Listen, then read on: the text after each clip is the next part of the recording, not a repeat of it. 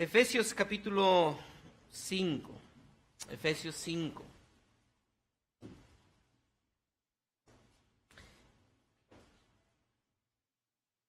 Vamos a leer del verso 18 al verso 21. ¿Lo tienen? Voy a dar lectura como de costumbre. Ustedes me pueden seguir con su vista y así damos inicio a este tiempo de la predicación. No os embriaguéis con vino, en lo cual hay disolución. Antes bien, sed llenos del Espíritu, hablando entre vosotros con salmos, con himnos y cánticos espirituales, cantando y alabando al Señor en vuestros corazones, dando siempre gracias por todo al Dios y Padre, en el nombre de nuestro Señor Jesucristo. Someteos unos a otros en el temor de Dios. Hace 4,000 años, 4,000 años antes de Cristo, se comenzó a buscar la forma de autentificar las cosas. Y en Mesopotamia se juntaron algunas personas para encontrar una fórmula que pudiera dar autentificación a las cosas que se enviaban. Y allá en aquella región, entonces, descubrieron que una forma fácil y válida, y más que fácil, duradera, de autentificar las cosas era a través de un sello. Así que comenzaron a sellar las cosas con arcilla fresca. Y eso permitía que cuando una carta era enviada o algún documento o algún paquete era enviado, tenía que llevar el sello de autenticidad. Después las personas comenzaron a buscar cómo mejorar ese sello, y en el siglo XVIII se comenzó a autentificar o enviar aquellos sellos postales que eran útiles para igual autentificar no solamente la carta, sino que también era una forma de enviar cartas. Hoy en día esos sellos postales, aunque son económicos los actuales, hay personas coleccionistas que pagan millones y millones de dólares por uno de esos sellos postales. Hace algunos años, una persona pagó $6 millones por uno de esos sellos, un coleccionista. ¿Y por qué menciono esto? Porque hay sellos que autentifican, hay sellos que marcan y que le dan valor a la carta. Si yo escribiera una carta y buscara un sello, pudiera ser algo importante para mi esposa, pero no creo que para todo mundo. Pero si un rey imprime su carta y autentifica su carta, es algo muy importante, no solamente para su cónyuge, sino aún para toda una nación y para todo un imperio. No es tanto el valor de la carta, sino el que representa lo que dice esa carta. Y sabe, creo que como iglesia nosotros tenemos que entender que nosotros tenemos un sello que autentifica nuestra fe. Y Pablo lo ha dicho en el primer capítulo de esta carta de Efesios, que nosotros como creyentes hemos sido sellados, ¿por quién? Por el Espíritu. Es el Espíritu que nos sella y que autentifica. Y entonces el sello autentifica qué somos. Y recuerdan que en Efesios capítulo 3, versículo 10 nos dice cuál es el propósito por el cual las personas creyentes han sido selladas. Efesios 3:10. Para que a este siglo sea dado a conocer la multiforme sabiduría de Dios a los principados, potestades. ¿Recuerdan Efesios 3:10? Espero que sí. Por medio de la iglesia a los principados y potestades en los lugares celestes. ¿Para quién es importante dicho sello? ¿Para quién es importante?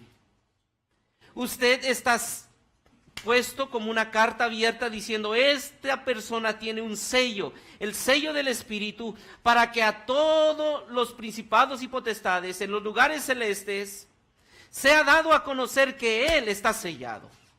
¿Me explico? Así que la iglesia ha recibido el Espíritu Santo que le sella, autentificando su redención.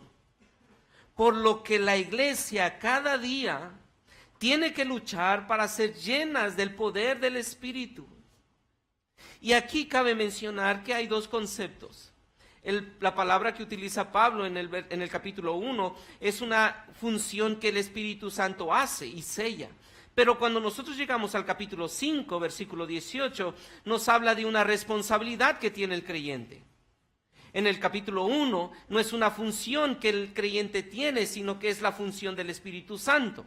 Pero en el versículo 18 del capítulo 5 es la responsabilidad del creyente. ¿Me explico? Y esto es algo que nosotros tenemos que entender. El creyente verdadero que ha sido sellado por el Espíritu, no puede vivir sin ser lleno del Espíritu.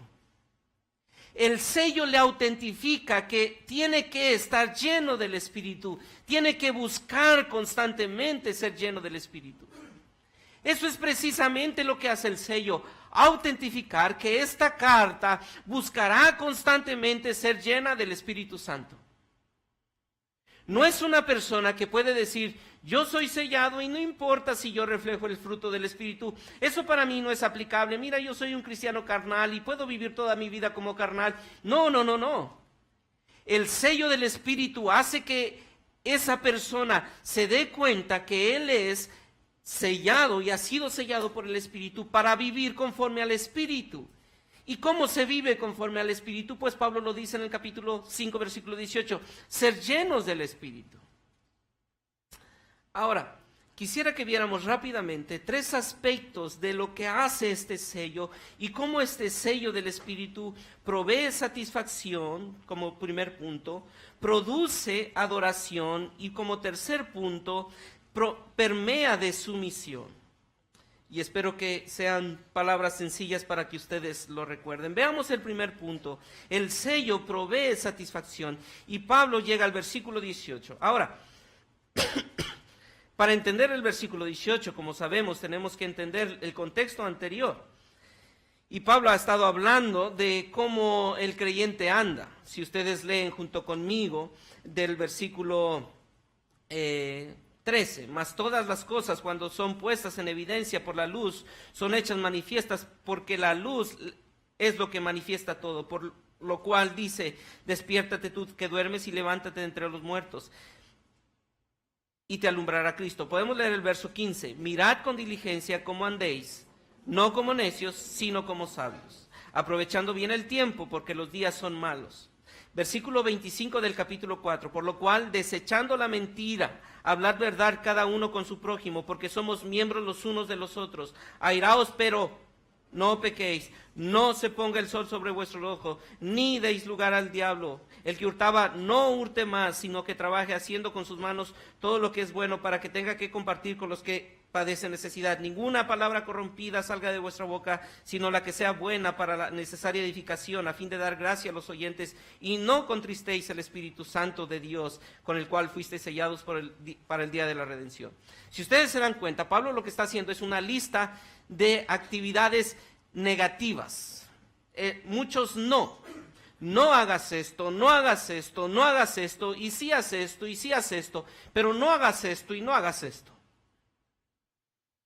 Y llega en esta recta final de su carta tratando de hacer ver a los creyentes de Éfeso cuál es la forma en que deben de vivir. Mira, no hagas esto. ¿Qué es lo que encontramos rápidamente en el versículo 18? El que hurtaba. ¿Qué es el mandamiento negativo? No hurtes. ¿Y qué es lo que sí debe de hacer? Trabaja, ok. El que hablaba palabras corrompidas, ¿qué es lo que dice el versículo 29? No hables palabras corrompidas. ¿Y qué es lo que sí debes de decir? Todo lo que sea bueno para la necesaria edificación. Un no y un sí, un no y un sí. Ahora, ¿eso causa satisfacción? Muchos de ustedes, como yo, hemos vivido una vida cristiana llena de no y de sí, no y sí. ¿Y qué causa eso en la vida cristiana? No lo puedo hacer, pero sí lo quiero hacer. Porque mi naturaleza me dice que yo lo haga. No tengo que hacer, pero sí lo quiero hacer, pero sí tengo que hacer esto. Y se comienza a producir una conmoción en nuestro interior que nos causa una frustración. No causa satisfacción, sino que lo que causa es frustración y agonía. Que en vez de ser algo liberador el evangelio, lo que pone es una losa pesada sobre nosotros. Porque muchas veces nosotros creemos que el evangelio o el cristianismo es una lista de reglas del sí y no. Porque decimos, mira como Pablo dice. Y es lo que dice. Pero precisamente el contexto del versículo 18 nos va a decir por qué dice lo que dice el verso 18. Porque después de decir todos los no y todos los sí, que son imposibles para cada uno de nosotros, llega el verso 18 y dice, no os embriaguéis con vino en lo cual hay disolución, antes bien, sed llenos del Espíritu. ¿Cuál es la forma para decirle no al pecado y decirle sí a la voluntad del Espíritu? Ser llenos del Espíritu. Ser llenos del Espíritu. El ser llenos del Espíritu no es una opción para el creyente, es un mandato para el creyente. Estar siendo llenos todo el tiempo, y esto es lo que Pablo dice, no es algo que tú obtuviste un tiempo. Y me parece que a veces muchos como creyentes vivimos del pasado. Y decimos, es que algún día yo tuve, yo hice, yo colaboré, yo me sentí. Y no estoy diciendo que eso es malo, pero no es el mandato de Dios para el creyente. El creyente recibe un mandato, estar llenos siempre. Todo el tiempo tú tienes que estarte llenando del Espíritu. Ser llenos del Espíritu es una vida plena, llena de satisfacción, es ser renacidos cada día. Hermanos, es ser renacidos cada día. El ser llenos del Espíritu no puede ser por algo que yo hice en el pasado, es ser llenos cada momento, cada día, porque recuerdan ustedes Juan 15. ¿Sí lo recuerdan? Yo soy la vid, vosotros los pámpanos. El que permanece, ¿cuándo? ¿El que permaneció? ¿El que va a permanecer? No, el que permanece hoy. Y el que permanece mañana, cada día, el que permanece en mí y yo en él, este lleva mucho fruto, porque separados de mí, un solo segundo, nada puedes hacer. Y hermanos, esto es precisamente de lo que Pablo dice. Tú puedes ser un buen religioso al hacer un no, una lista de no. Y los fariseos se clasificaban en eso. Ellos podían fácilmente guardar un no y tener sus listas de sí. Pero Pablo dice, no es el propósito tener una religión basada en reglas, sino basada en la llenura del Espíritu. Y es interesante cómo Pablo llega a este punto y la forma en que lo expresa, porque pareciera ser que el tema del verso 18, ¿cuál sería? Si ustedes leen rápidamente en una lectura rápida, ¿qué es lo que usted pudiera pensar de lo que va a hablar ese versículo? ¿De qué? No os embriaguéis con vino. Pues entonces quizá Pablo lo que está haciendo es decirles, hermanos, pues no tomen y no se emborrachen.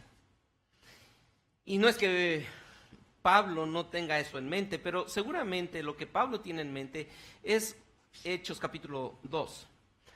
En Hechos 2 nosotros encontramos la llenura del Espíritu. Cuando desciende el Espíritu en el día de Pentecostés, y allí los que vieron que estaban alrededor de ellos, dijeron, estos están llenos de mosto, están ebrios. Y entonces muchos comenzaron a creer que lo que estaba pasando en la vida de los creyentes que habían recibido la llenura del Espíritu Santo, o el bautismo del Espíritu Santo, como lo dice el capítulo 2, entonces era que estaban ebrios. Y Pablo dice, les voy a decir una comparación para que sea fácil de entender cómo es la llenura del Espíritu. La llenura del Espíritu es algo que ustedes pueden más o menos notar cuando una persona es ebria. No os embriaguéis con vino, en lo cual hay disolución. ¿Y por qué dice esto? Porque la llenura del alcohol toma el control del ser humano y el ser humano pierde el control. ¿Me explico? Cuando un ebrio, cuando un alcohólico comienza a ingerir bebidas alcohólicas, cede el control de su vida en las manos del alcohol. La bebida no es un estimulante. La bebida no es un estimulante, es un sedante. Ceda completamente las capacidades de los centros más importantes del ser humano. Dichos centros son los primeros en sufrir la influencia y ser afectados por la bebida. Pierden la razón, pierden el entendimiento, pierden la discriminación, pierden el juicio, pierden el equilibrio, ¿verdad? Sí, eso es más notorio. Pierden el poder de evaluar las cosas, ¿sí? Pero con la llenura del Espíritu Santo, es el Espíritu Santo que toma el control. En el alcohol toma el control, pero en la llenura del Espíritu Santo es el Espíritu Santo que toma el control. Y esto nos permite reconocer que cuanto mejor es el control que un hombre tiene sobre sí mismo, tanto mejor es él. Pero cuando nosotros tenemos que evaluar cómo es que un hombre puede controlarse para decirle no a las cosas, no las superficiales, sino aún las propias intenciones de su corazón, ¿cómo es que puede hacer eso? Por el poder del Espíritu Santo que opera en él.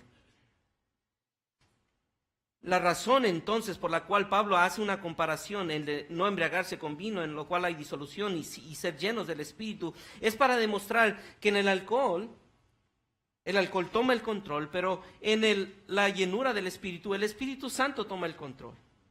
En el alcohol, el efecto del alcohol ceda la conciencia, ceda el discernimiento, ceda el juicio del ser humano. Pero en el Espíritu Santo capacita y estimula y enciende los sentidos del ser humano. Por eso creo que cuando el apóstol Pablo está haciendo esta comparación, es para hacerles ver cómo un ebrio puede perder el control de ese discernimiento y puede ser muy generoso. Hay personas que hablan de cómo un ebrio es generoso. Recuerdo escuchar a un niño decir de su papá: a mí me gusta cuando mi papá está ebrio. ¿Por qué? Porque le pido todo y me lo da. Y después que se le pasa la ebriedad, ¿qué pasa? Se enoja por lo que le dio cuando estaba ebrio. Porque el hombre ebrio pierde el discernimiento. Esa generosidad aparente no es consciente. Pero cuando es controlado por el Espíritu Santo le enciende la conciencia y le dice: lo que tú estás haciendo no es lo correcto, y tú puedes ser consciente de lo que estás haciendo. Así que no es un sedante, sino es un estimulante. Déjenme decir algo con mucho cuidado, pero sé que tengo la responsabilidad de decirlo. Creo que en muchas ocasiones el mayor enemigo del cristianismo es la moralidad religiosa. Hoy en día los hombres de elevada moral son los peores enemigos de la cruz de Cristo. Porque están ebrios no por el alcohol, sino por su religiosidad y por su moralismo religioso. Que pierden la conciencia del Espíritu y simplemente viven una vida piadosa, moralmente hablando, pero no son llenos del Espíritu. El cristianismo no es una mera moralidad o la ausencia de ciertas cosas en la vida del hombre, no lo es. El cristianismo es la llenura del Espíritu Santo en la vida del hombre, que enciende el entendimiento y le hace vivir deseando otras cosas que antes no deseaba, anhelando cosas que antes no anhelaba, soñando con cosas que antes no soñaba, porque es lleno del Espíritu. La llenura del Espíritu es el estado de plenitud del alma. Y este estado de plenitud es la búsqueda que tiene toda alma. Y por eso el salmista dice, en tu presencia, ¿qué? ¿Recuerdan ustedes? Vamos rápidamente al Salmo capítulo 16, aunque vamos a volver más tarde. Salmo capítulo 16.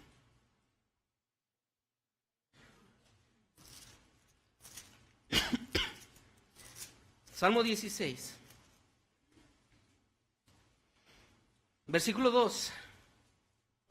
Podemos leerlo todos juntos. Oh alma mía, dijiste a Jehová, tú eres mi Señor, y no hay para mí bien fuera de ti. Versículo 5. Jehová es la porción de mi herencia y de mi copa.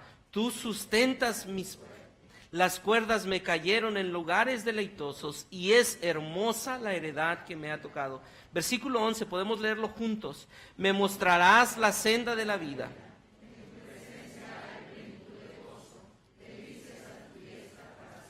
¿Dónde está el deleite? ¿Dónde está el deleite? ¿Dónde está el placer que su alma busca con desesperación? Lo que usted anhela, ¿dónde está? En la presencia de Cristo, en la llenura del Espíritu, en la plenitud de Él. Oh, mis queridos hermanos, el cristianismo no es venir a la iglesia y decir, mira, yo no me pongo esto y yo sí me pongo esto. Mira, yo no hago esto, pero yo sí hago esto. No, eso no es el cristianismo.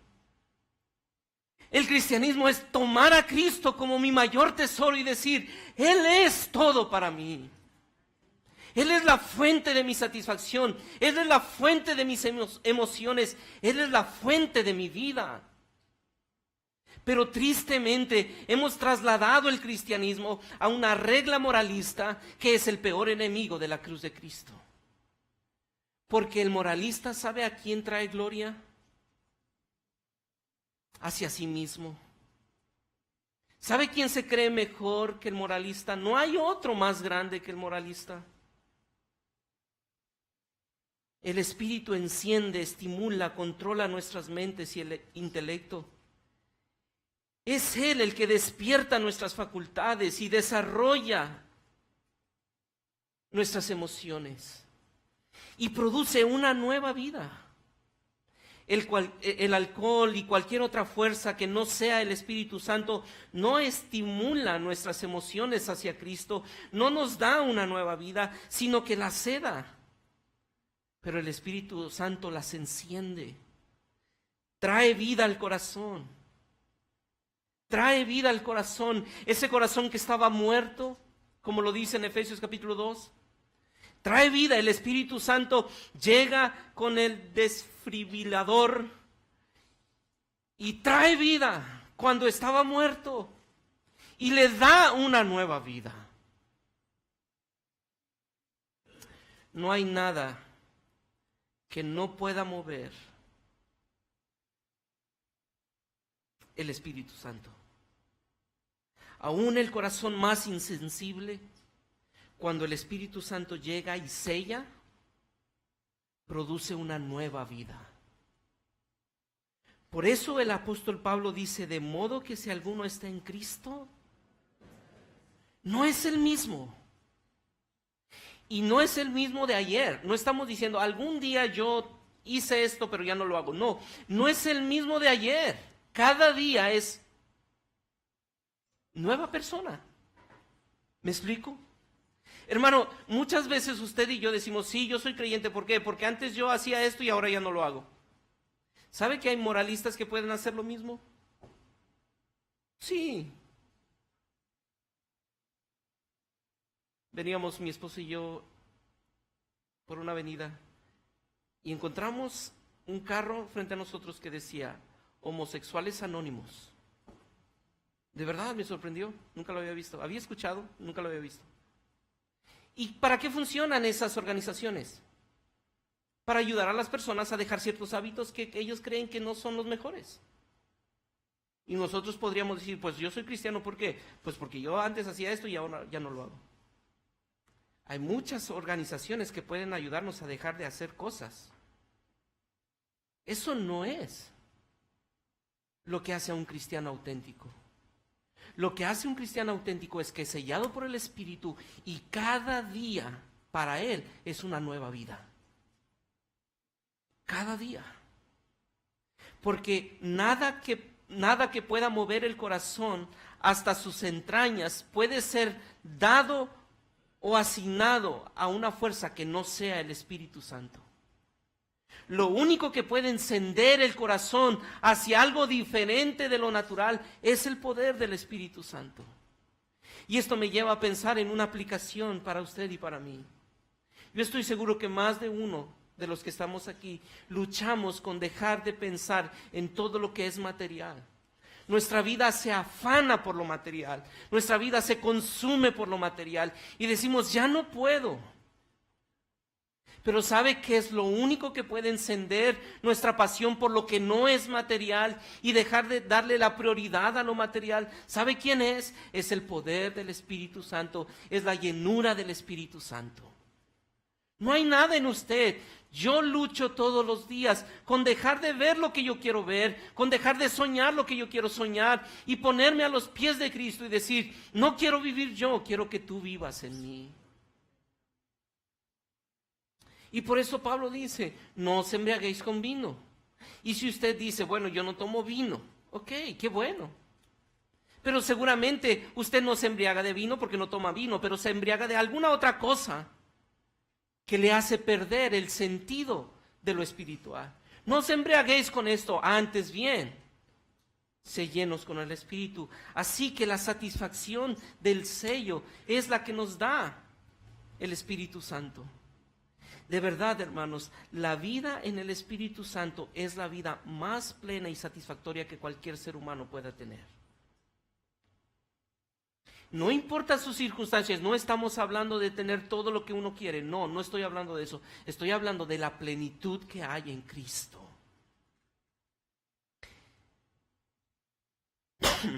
El sello que provee satisfacción. El sello que produce adoración. Miren el verso 19 del capítulo 5 de Efesios.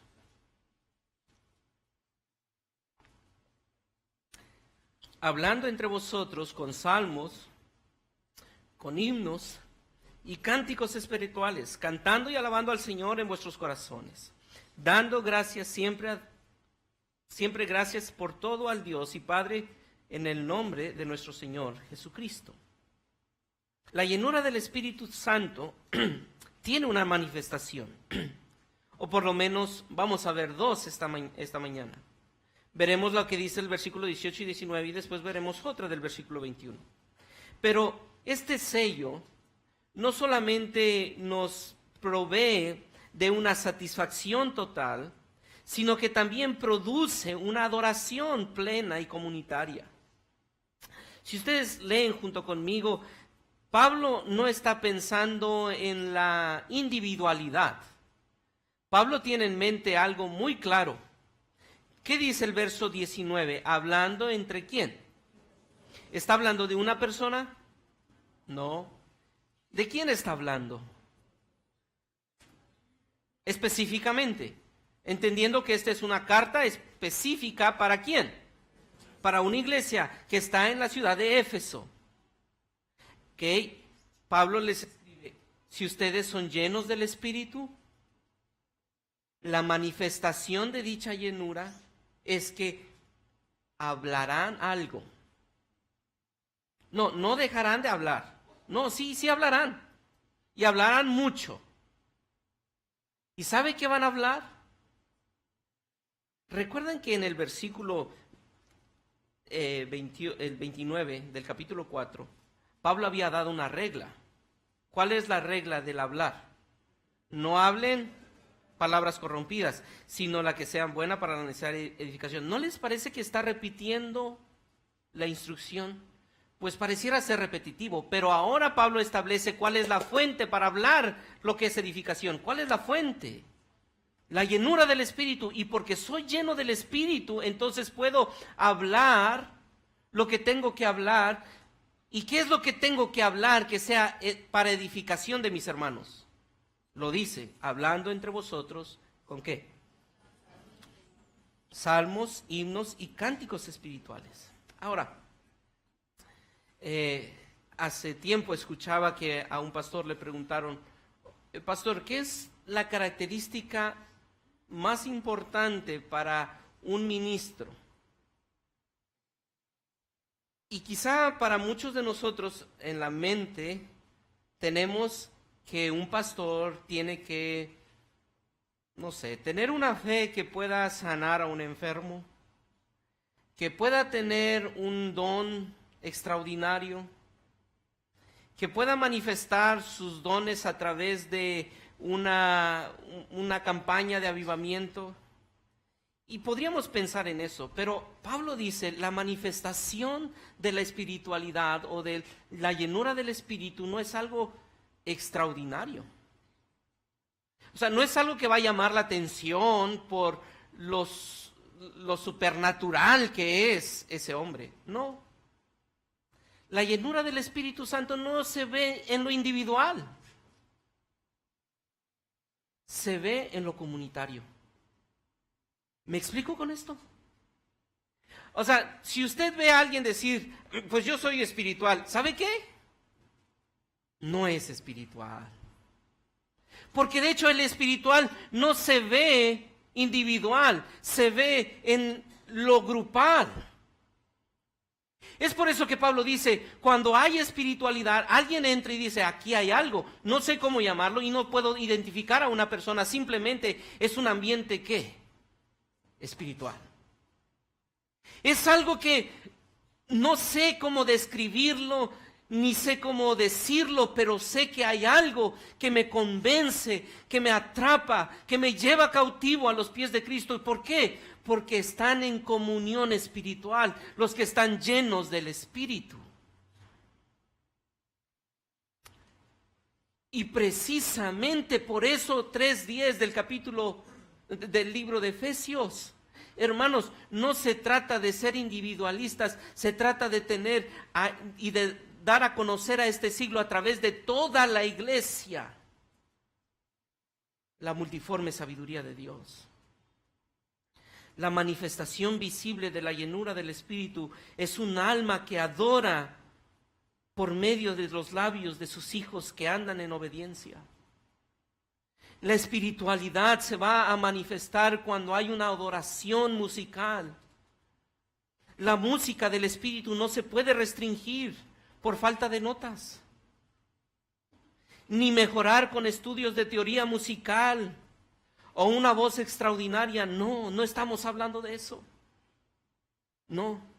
El gozo espiritual irradia a través de una canción entonada con la voz del corazón.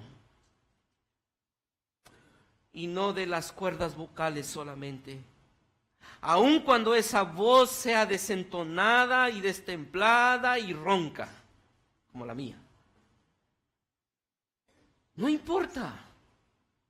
Hay veces que usted podrá cantar y expresar su canto con todo su pulmón.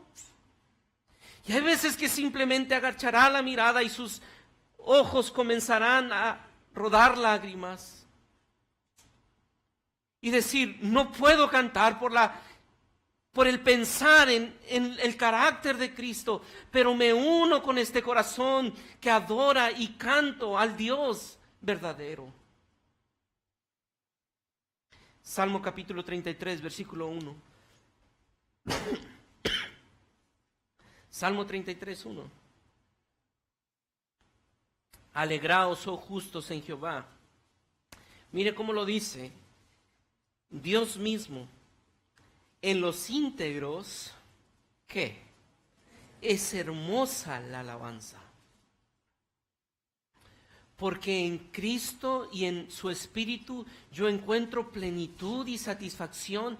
No importa las circunstancias que viva, mi corazón se une a la alabanza a Jehová. Salmos 43.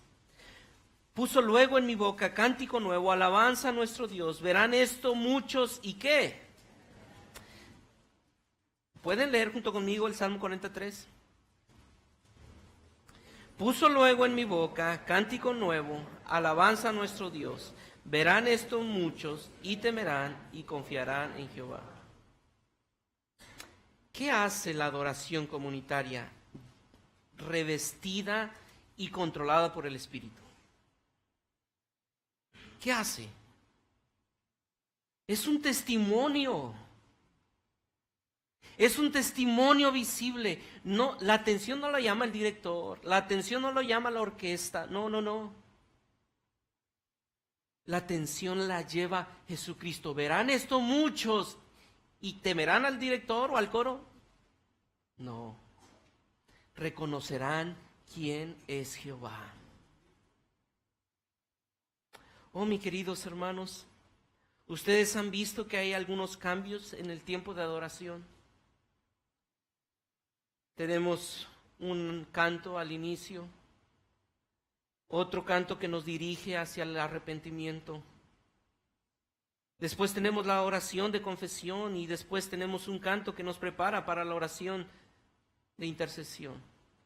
Y hay una sección, 3 himnos, que deseamos que ustedes piensen, que deseamos que juntos como congregación pensemos en la letra que estamos cantando y nos unamos cada día. Cada momento diciendo, ante el trono celestial, Él intercede por mí, su manto por el mío, Él sufrió. Ya mi quebranto y ya mi pecado Cristo perdonó. Si usted y yo nos unimos por la llenura del Espíritu cantando al Señor, ¿sabe qué será eso? Un testimonio visible. Y verán esto muchos.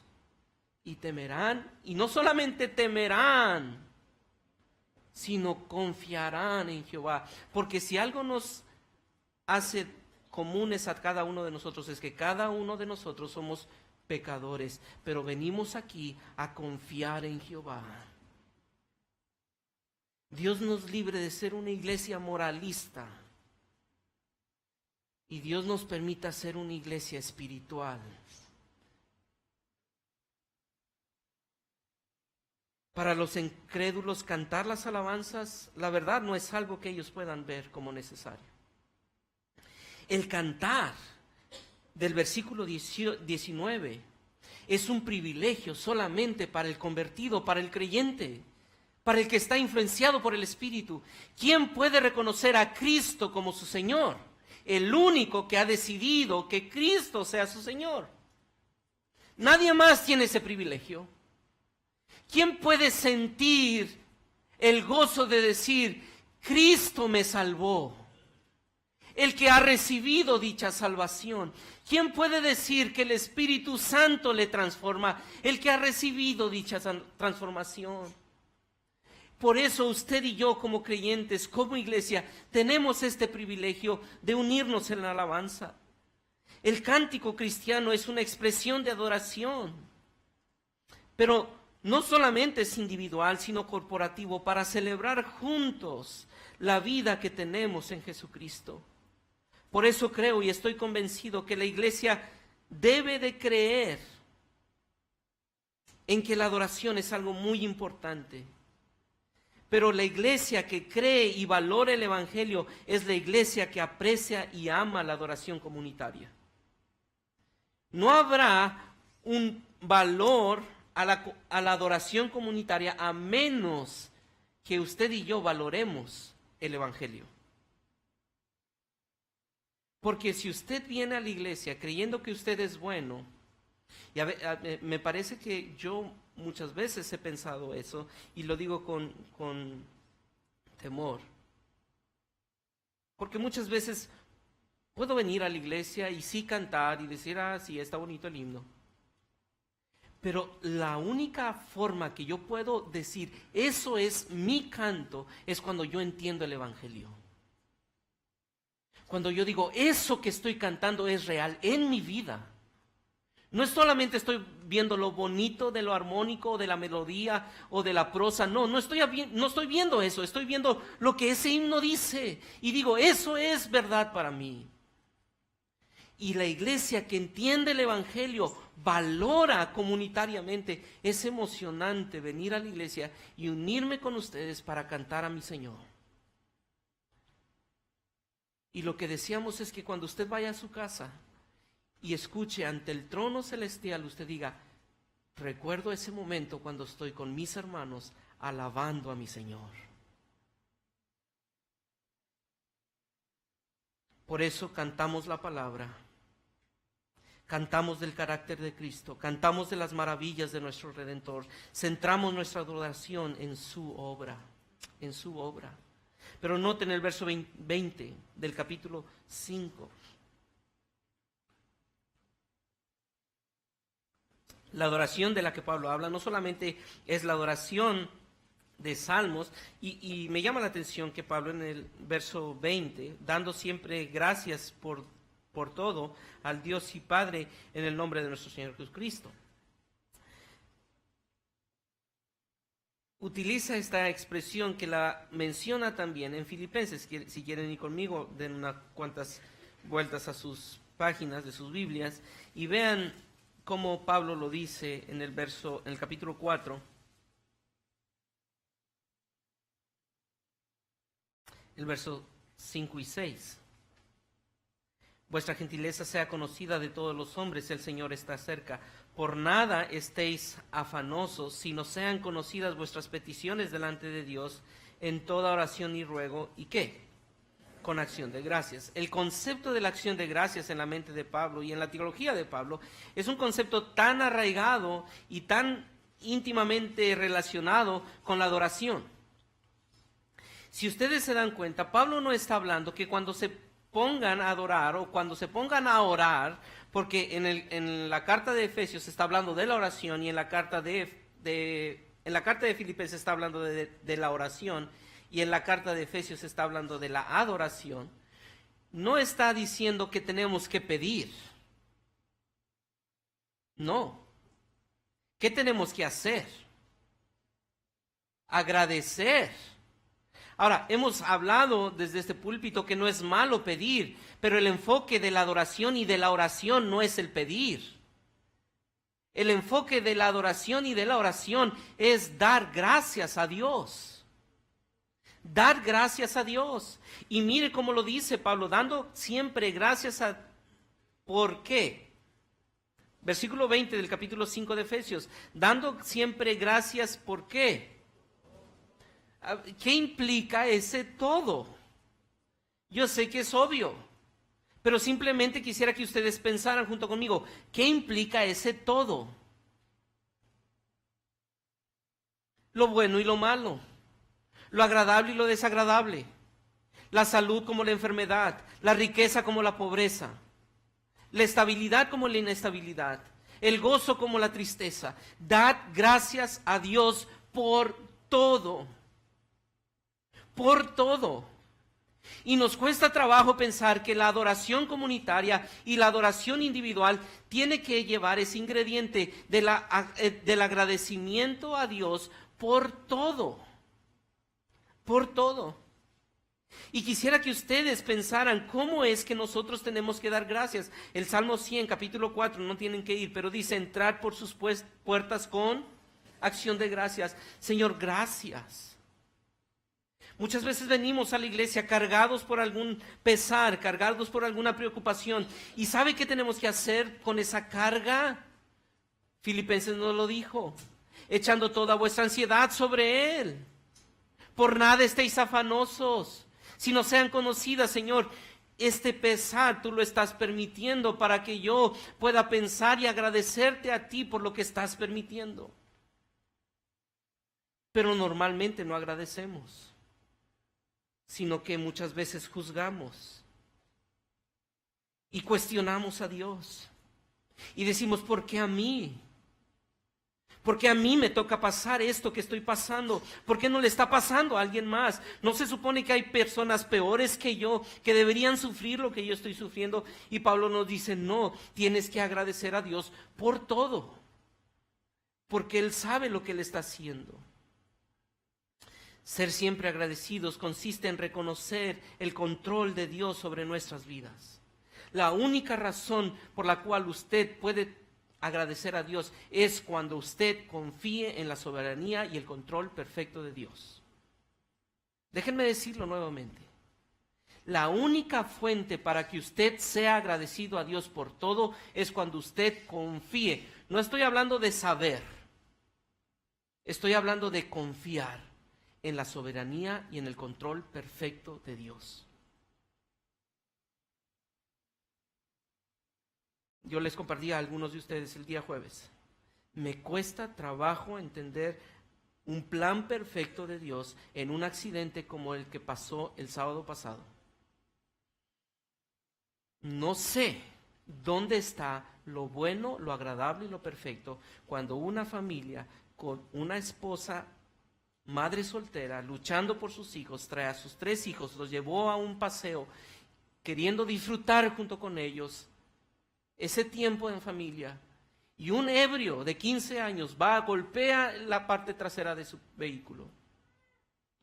Una de ellas 6 años, otra de ellas en la 15 años, 16 años, y otro jovencito estudiando en la universidad, 18, 19 años. La más pequeña con derrame cerebral. La segunda en estado de coma. Y decimos, Dios, ¿dónde está? Pero tengo que entender, Dios, gracias, porque algo tú vas a hacer. No sé, no lo puedo explicar, pero tú vas a hacer algo. Porque tu palabra dice que tu voluntad es buena, agradable y perfecta. No sé, pero la Biblia dice, si tú entras aquí, entra dando gracias a Dios. Dios, tú eres perfecto y confío en tu soberanía. Porque en el plan de Dios no hay accidentes. Y quiero decirte esto, hermano, hermana. No sé cuál es tu situación, pero seguramente quizá tú estás cargada porque dices, yo estoy sola. Dios sabe tu soledad. Puedes confiar en el plan soberano de Dios porque quizá Dios está usando eso para traerte a sus pies, que tú le conozcas, que tú le ames, que tú descanses en Él. Ven, da gracias a Dios y dile, Señor, no lo entiendo, no era el plan, pero gracias. Aquí estoy, dando gracias a Dios. Y número 3, versículo 21.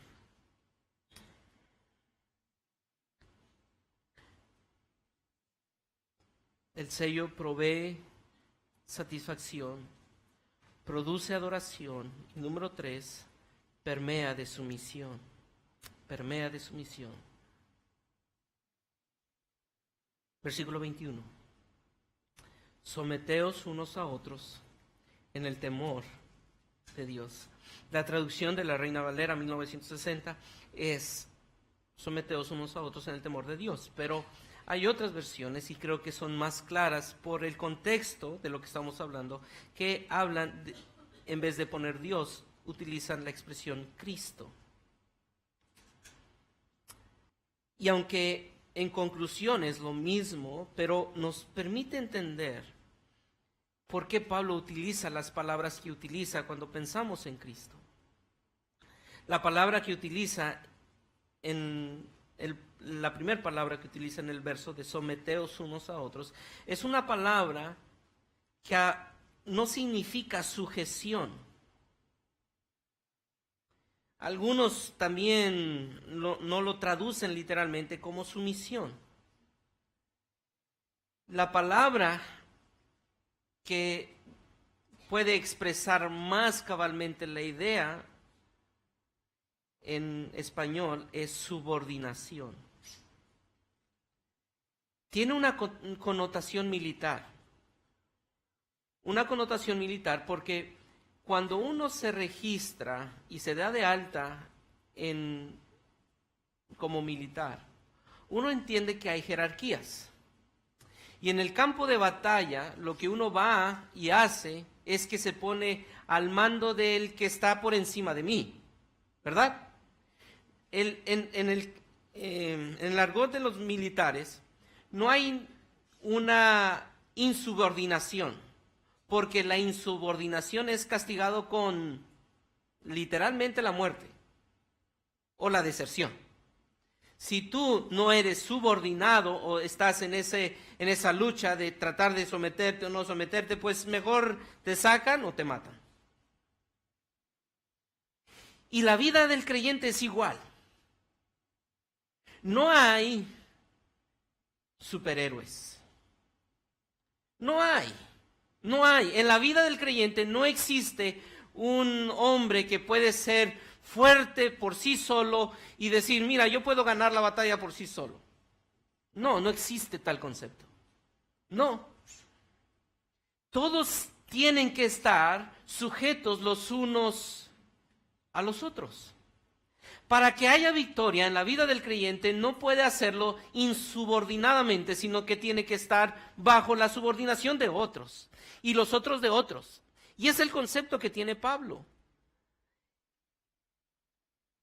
Es un concepto militar de orden, de disciplina, que juega un papel muy importante para la estrategia militar. Y Pablo lo ha dicho en el capítulo 4, versículo 15 y 16. ¿Quieren leerlo? Mirad pues cómo andéis.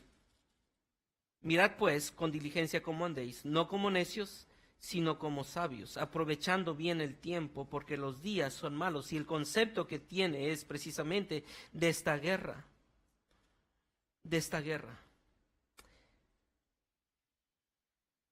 Y Pablo dice, someteos unos a otros. Y este concepto no es un concepto de Pablo.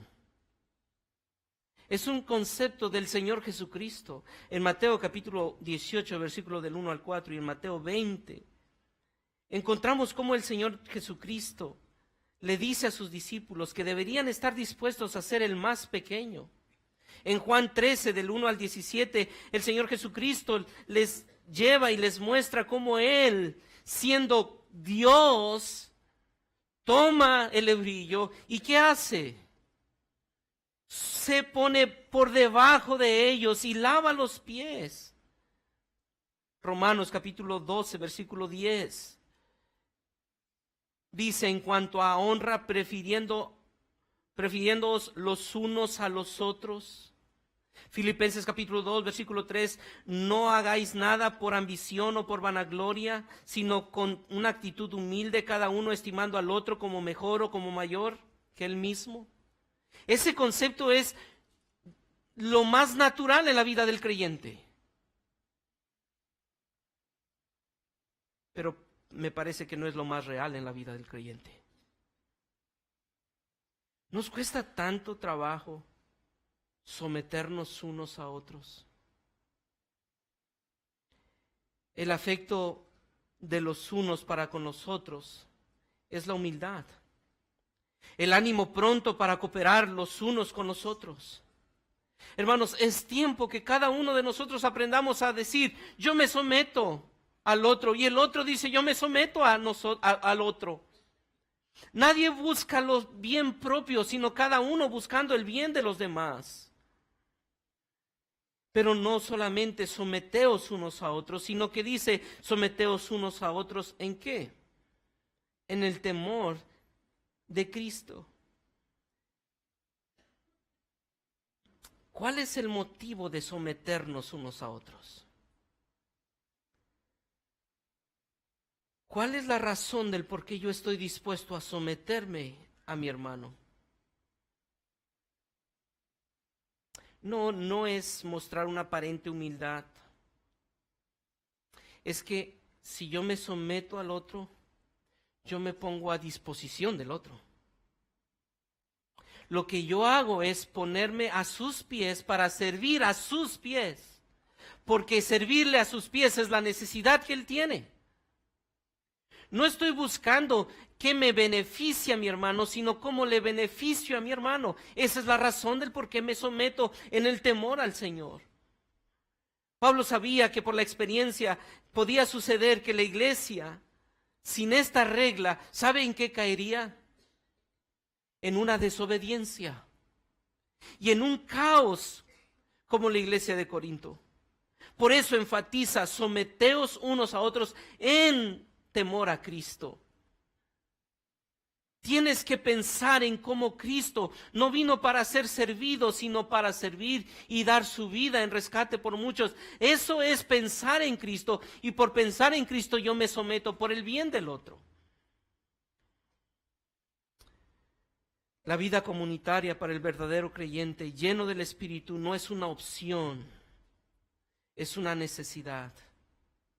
La vida comunitaria para el verdadero creyente no es una opción, es una necesidad. Y mi querido hermano, y la vida comunitaria no se vive una vez a la semana.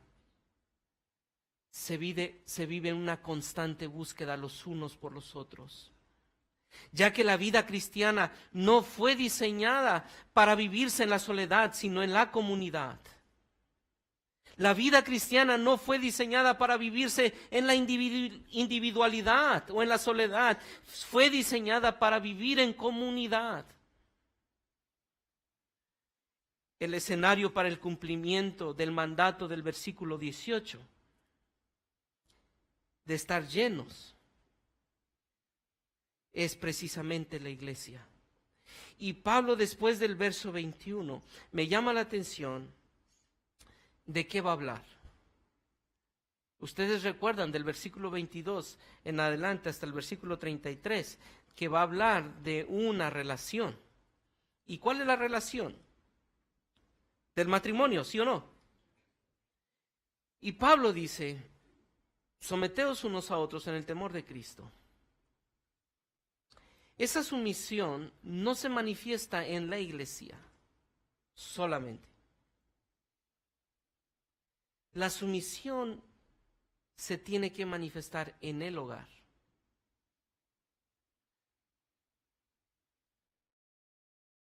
¿Cómo decir que nos sometemos los unos a los otros si no nos sometemos el cónyuge para con el cónyuge? ¿Me explico? A mí me sonaría muy raro, y no sé a ustedes, pero quizá también a ustedes, si yo tengo mi esposa y no me someto para el bien de ella. Dijimos que es la sumisión, es subordinación por el bien del otro. Y ella sabe que ella supone que yo estoy para servirle a ella. Y no estamos hablando de violentar los roles bíblicos de la familia, no estamos hablando de eso, estamos hablando de mi actitud frente a mi esposa. Pero yo digo, yo no me puedo someter a mi esposa por el bien de ella, pero sí me someto a la iglesia por el bien de la iglesia. ¿Qué les parecería? No. Porque Santiago precisamente habla de esto en Santiago 4. ¿De dónde viene la guerra y los pleitos entre vosotros? ¿No es de vuestras pasiones las cuales combaten en vuestros miembros? Codiciáis y no tenéis, ardéis de envidia. Aunque haya una apariencia de piedad religiosa, pero si en tu relación más cercana no puedes tener sumisión por el bien del otro, ¿cómo podrías pensar que vas a tener sumisión comunitaria? Y eso me hace pensar mucho en cómo muchas veces nosotros podríamos pensar que una persona puede someterse al liderazgo de una iglesia cuando no puede someterse a la autoridad de su casa. Y estoy hablando de todos los conceptos y de todos los roles. Y es que el evangelio predicado de este púlpito promueve las funciones matrimoniales bíblicas en una sumisión mutua, ya que el evangelio describe la realidad de lo que nosotros somos.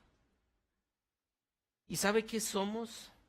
Pecadores que necesitamos la ayuda de otros. Por eso necesito someterme a otros, y en especial a mi esposa. Y mi esposa se tiene que someter a su esposo para reflejar en ese núcleo pequeño y después reflejarlo en el núcleo que Dios ha establecido para dar a conocer a este siglo. Pero si está descompuesta esa relación, ¿cómo podría funcionar la relación comunitaria? Alguien lo dijo así, especialmente MacArthur. Ustedes se sienten elevados y desprecian a otros. Miren hacia Dios, quien mira desde arriba. Y entonces comprenderán que no son nada o son nada. Por supuesto, el problema que tendemos a pensar en centímetros en vez de kilómetros. Y nuestro pequeño montículo de unos 300 metros nos parece ser una montaña maravillosa simplemente porque tanta gente está a nivel del mar. Póngalo a la luz del monte Everest. Póngalo a la luz del cielo y entonces dejarán de jactarse respecto de su pequeña colina. Esa es la forma de obrar por el Espíritu Santo. A veces nosotros creemos que somos mejores que nuestro cónyuge y decimos, mira, yo sí hago esto. Y tenemos esa pequeña colina. Y Dios nos dice, sométete en el temor a Cristo y ve por el bien de Él. No juzgues, sométete. Y ayúdale en amor, porque con misericordia y verdad se corrige el pecado. Hermanos, bendito Dios que nos ha dado su sello por su Espíritu. Pero la pregunta es, si somos sellados auténticamente, ¿estamos siendo llenados constantemente? ¿Es Cristo nuestra plenitud o es nuestro matrimonio la plenitud? ¿Es Cristo nuestra satisfacción o son las circunstancias nuestra satisfacción? ¿Estamos adorando comunitariamente? ¿Viene usted con el deseo de adorar y decir, quiero entonar alabanzas con mi iglesia y adorar a nuestro Señor por lo que Él es? ¿Está usted sometiéndose a su familia, a su cónyuge? ¿Está usted sometiéndose a su iglesia? Si ese no fuera el caso, yo quiero animarte. Pregúntate, quizá yo no he sido sellado auténticamente. O si quizá tú dices, no, yo sí he sido sellado. He visto lo que Dios está haciendo en mi vida constantemente, pero he estado batallando con esto. Sea cual sea tu caso, yo quiero animarte. Ven a Cristo Jesús. Permite que su manto sea tu manto y que tu manto sea su manto. Y que así juntos podamos decir, Él es el Señor de mi vida. Su Espíritu me está transformando día a día. Oremos, Señor. Venimos delante de ti, reconociendo nuestra condición. Hay tantas cosas que buscamos, en las que buscamos satisfacción. El mundo nos atrae constantemente, nos seduce, pero hemos entendido a través de tu verdad que no podemos embriagarnos con cualquier cosa. Como creyentes genuinos tenemos que reconocer que tenemos que ser llenos de tu Espíritu, viviendo una vida diferente, completamente diferente, cada día diferente. Y eso nos debería llevar a adorar comunitariamente, dando gracias por todo lo que tú permites en nuestras vidas. Ruego que tú hables a nuestros corazones y nos permitas entender que la forma de estar llenos se va a notar, se va a manifestar con una adoración comunitaria, pero también con una sumisión constante en nuestras vidas, unos para con otros. Permite que nosotros podamos buscar la sumisión, estar dispuestos a subordinarnos, no buscando la insubordinación. Seas tú con esta iglesia, con tu amada iglesia, nuestra familia IBG. Y permite que podamos disfrutar de la comunión entre hermanos y la edificación constantemente para gloria tuya y la expansión de tu gloria en este siglo. Por Cristo Jesús. Amén y amén.